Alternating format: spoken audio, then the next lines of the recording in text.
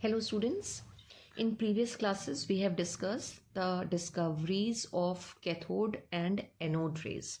यानी इलेक्ट्रॉन और प्रोटॉन की डिस्कवरी की बात हो चुकी थी. उसके बाद ये क्वेश्चन अराइज हुआ कि ये जो सब एटॉमिक पार्टिकल्स हैं इलेक्ट्रॉन और प्रोटॉन, ये एक एटम के अंदर किस तरह से अरेंज होते हैं.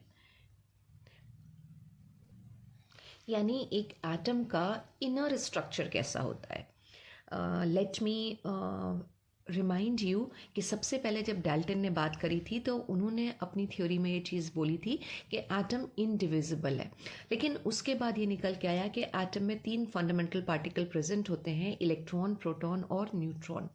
लेकिन जो पहला मॉडल प्रपोज हुआ एटम का, यानी कि जो एक स्ट्रक्चर बताया गया कि एटम का स्ट्रक्चर कैसा होता है, उस टाइम तक न्यूट्रॉन की डिस्कवरी नहीं हुई थी. सिर्फ इलेक्ट्रॉन और प्रोटॉन की बात हुई थी. और इलेक्ट्रॉन और प्रोटॉन का एक एटम में अरेंजमेंट सबसे पहले जो प्रपोज किया और जो काफ़ी टाइम तक एक्सेप्टेड रहा वो था थॉमसन्स मॉडल.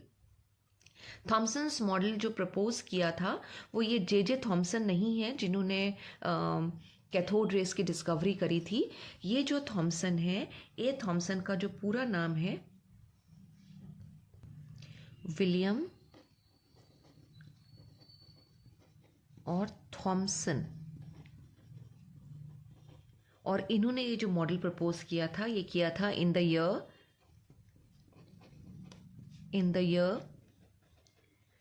1900 में इन्होंने ये मॉडल प्रपोज किया था.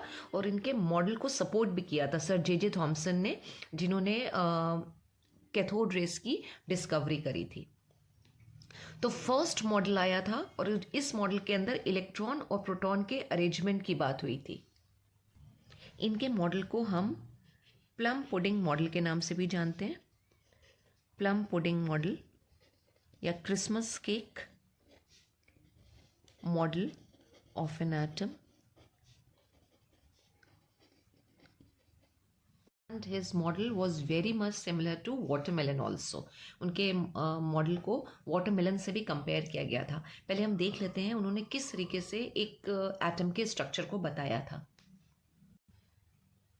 एज यू कैन सी ये स्ट्रक्चर यहाँ पे बना हुआ है. तो इन्होंने ये कहा कि जो एक एटम होता है वो एक पॉजिटिवली चार्ज स्फेयर की तरह है, एक बिल्कुल पॉजिटिव चार्ज का क्लाउड है, स्फेरिकल शेप में पॉजिटिव चार्ज का क्लाउड है.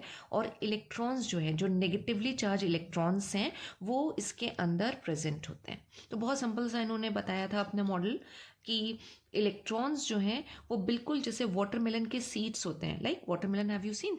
तो वो जो रेड स्फेयर है, जो वाटरमेलन का रेड पार्ट होता है, उसको उन्होंने बोला कि वो पॉजिटिव चार्ज की तरह है. और जो वाटरमेलन के सीड्स होते हैं ब्लैक कलर के, उनको उन्होंने इलेक्ट्रॉन के साथ कंपेयर किया कि बिल्कुल जैसे वाटरमेलन के अंदर सीड्स लगे होते हैं, ब्लैक कलर के एम्बेडेड सीड्स जो उसके अंदर धंसे हुए होते हैं, वैसे ही यहाँ पे इलेक्ट्रॉन भी पॉजिटिव चार्ज के अंदर प्रेजेंट है. तो ये स्ट्रक्चर कुछ ऐसा आ रहा है कि एक स्फेयर है और ये रेड से जो बना हुआ है ये सारा पॉजिटिव चार्ज है, पूरा पॉजिटिवली चार्ज स्फेयर है. और ये जो E- लिखा हुआ है ये इलेक्ट्रॉन को रिप्रेजेंट कर रहा है, नेगेटिवली चार्ज इलेक्ट्रॉन्स. पता है हमको कि इलेक्ट्रॉन के ऊपर नेगेटिव चार्ज होता है. तो इसको अगर अब हम प्लम पुडिंग मॉडल के साथ कंपेयर करें तो जो पॉजिटिवली चार्ज स्फेयर है वो बिल्कुल किसकी तरह है, पुडिंग की तरह, लाइक पुडिंग या वाटरमेलन का रेड पार्ट. और जो नेगेटिवली चार्ज इलेक्ट्रॉन्स हैं वो बिल्कुल किसकी तरह हैं, जैसे क्रिसमस केक के अंदर प्लम्स प्रेजेंट होते हैं, रेजिन्स प्रेजेंट होते हैं, वैसे ही यहाँ पे ये नेगेटिवली चार्ज इलेक्ट्रॉन्स प्लम या रेजिन्स की तरह प्रेजेंट है. तो इनके मॉडल का जो पहला पोस्टुलेट आया वो यही था कि एटम यानी an atom consist of a positively charge sphere with electrons embedded in it. यानी उसके अंदर जो इलेक्ट्रॉन्स हैं पॉजिटिव चार्ज के अंदर प्रेजेंट होते हैं, बिल्कुल वैसे ही जैसे वाटरमेलन के अंदर ब्लैक कलर के सीड्स प्रेजेंट हैं, या फिर प्लम पुडिंग केक जो हमारा आता है उसमें पुडिंग के अंदर प्लम्स या रेजिन्स प्रेजेंट होते हैं. तो फर्स्ट पोस्टुलेट इनका बहुत ही सिंपल सा था, इन्होंने ऐसे बताया. और जो दूसरा पोस्टुलेट इन्होंने दिया था वो इन्होंने कहा था कि एक एटम जो होता है वो इलेक्ट्रिकली न्यूट्रल होता है. एक एटम को अगर हम एज अ होल देखेंगे तो वो इलेक्ट्रिकली न्यूट्रल होगा. और इलेक्ट्रिकली न्यूट्रल कब होगा, जब magnitude of positive charge will be equal to the magnitude of negative charge, यानी जितना पॉजिटिव चार्ज है उतना ही नेगेटिव चार्ज भी हो। तो जब पॉजिटिव चार्ज और नेगेटिव चार्ज दोनों इक्वल होंगे तो एटम या कोई भी, जैसे मॉलिक्यूल्स में हमारे इलेक्ट्रिकली न्यूट्रल होते हैं, तो कोई भी हमारी स्पीशीज जो है वो इलेक्ट्रिकली न्यूट्रल हो जाएगी। तो यहाँ पे जो एटम है वो भी उन्होंने कहा कि atom as a whole is electrically neutral because the negative and positive charges are equal in magnitude. Magnitude means value. Positive और नेगेटिव चार्ज की जो वैल्यू होगी वो सेम होगी या बराबर होगी। तो उनकी थ्योरी के सेकंड पॉइंट को या सेकंड पोस्टुलेट को यहाँ पे जो लिखा है उसको पढ़ लेते हैं कि an atom as a whole is electrically neutral because the negative and positive charges are equal in magnitude. और थॉमसन एटॉमिक मॉडल को फिर से बता रहे हैं कि कंपेयर किया गया वाटरमेलन के साथ, क्योंकि उन्होंने क्या कंसिडर किया था, उन्होंने कहा था कि जो वाटरमेलन सीड्स हैं they are negatively charge particles and the red part of the watermelon is as positively charge sphere. So these are the two simple postulates of Thomson's model of an atom, जिसको बहुत ही commonly plum pudding model भी कहते हैं और एक watermelon के साथ भी कंपेयर करते हैं। लेकिन थॉमसन्स के मॉडल के कुछ ड्रॉबैक्स भी थे। ड्रॉबैक्स या लिमिटेशंस क्या होते हैं? जब हम किसी भी थ्योरी के ड्रॉबैक्स या लिमिटेशंस की बात करते हैं तो इसका मतलब ये वो सारे पॉइंट्स होंगे, ये वो सारी चीज़ें होंगी जो उस पर्टिकुलर मॉडल के थ्रू एक्सप्लेन नहीं हो पा रही होंगी। तो थॉमसन का मॉडल क्या क्या चीज़ें एक्सप्लेन नहीं कर पाया था? वन, कि ये एटम, ये जो मॉडल था एटम का, ये स्टेबिलिटी की बात नहीं कर पा रहा था, एटम की स्टेबिलिटी की बात नहीं कर पा रहा था। ड्रॉबैक नंबर 2 क्या था मॉडल का? कि वो रदरफोर्ड के अल्फा पार्टिकल स्कैटरिंग एक्सपेरिमेंट को एक्सप्लेन नहीं कर पा रहा था। और तीसरी चीज़ जो उस टाइम तक पता ही नहीं थी कि एक एटम के अंदर न्यूक्लियस होता है, वो चीज़ निकल कर आई थी व्हेन 1909 में रदरफोर्ड ने अपना एक्सपेरिमेंट किया था, तो उससे न्यूक्लियस की डिस्कवरी हुई थी।